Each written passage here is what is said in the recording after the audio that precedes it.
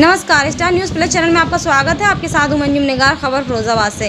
फिरोजाबाद में कोटला चुंगी के पास तिलक नगर में सरकारी डॉक्टरों द्वारा निःशुल्क खांसी जुकाम बुखार की दवा वितरण की गई। दवा को लेने के लिए जनता ने डॉक्टरों का सहयोग किया और अपना अपना मर्ज बताकर दवा ली। फिरोजाबाद से तरुण कुमार की रिपोर्ट।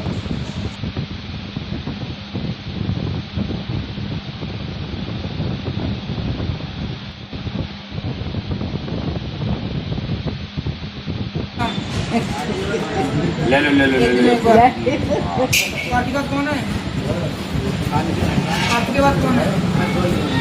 दूसरा मतलब पार्टी के हुए दूसरा राधिका की उम्र कितनी है?